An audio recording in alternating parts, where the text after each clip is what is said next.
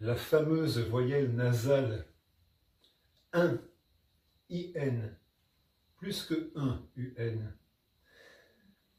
Donc, on m'a tant taquiné à propos d'Adonis, enjoindre à ce vent-ci d'enfin cesser de geindre. Oh, Éthésien, enjoindre à ce vent-ci d'enfin cesser de geindre.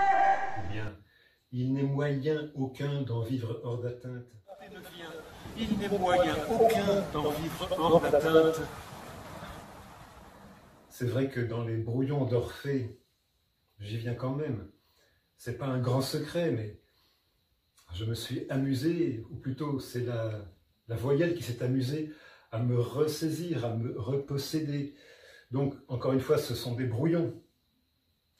Et le partage des voix, des sonorités, le côté hallucinant, le côté hypnotique, que j'espère obtenir par la synesthésie et le travail de l'électroacoustique, est fondu avec le travail de l'écriture. Et donc, si j'en arrive à quelques abus de la voyelle nasale, en voici un exemple. Alors, pas tout à fait au début, mais voyez, attendez, de quel nom, quel son creuser ce que j'entends. Dis quel feu prendre au feu que ton flambeau m'enseigne, chant qui gagnait glané que l'or cendré qu'il saigne, chancre, chantre, âme, corps suffisamment souffrant. On va y arriver. J'appelle, elle, crains ce qu'un tel feu m'apprend. Voir ces épis, ces brins tous ainsi mis en gerbe, et n'en chasser qu'en vain tous les serpents des herbes. Je ne donne pas le détail, les explications. Je ne cherche pas ça. Eurydice, le serpent, l'écaille, la tortue, le cadeau, le présent que Hermès fait de la lyre à Orphée, l'écaille de tortue avec les nerfs tendus.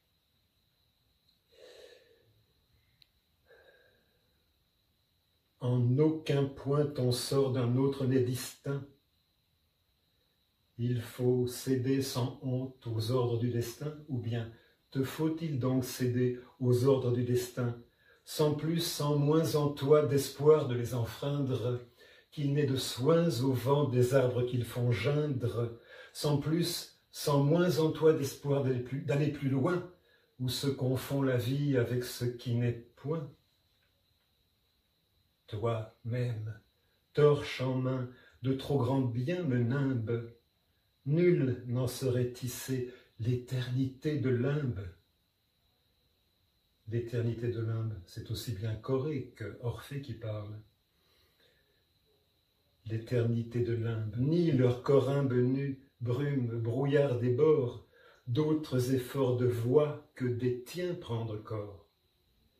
Est-ce vivant ou mort qu'entre aux enfers Orphée?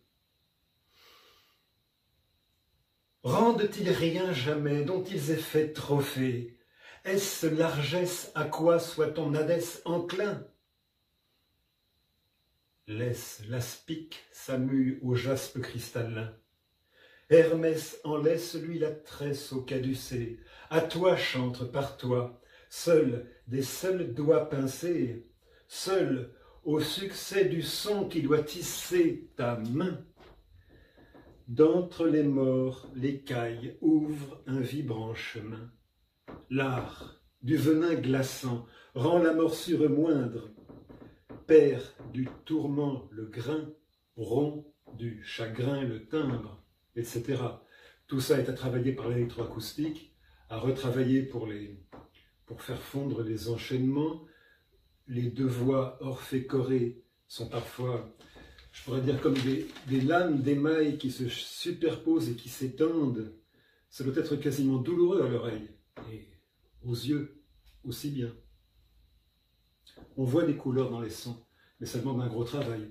Ça, c'est un brouillon, et encore une fois, le côté amusant de cette sonorité 1, qui, bien qu'Orphée soit sur des bases de toute autre couleur, ocre, fauve, le son en, dont l'autre vidéo montre des exemples.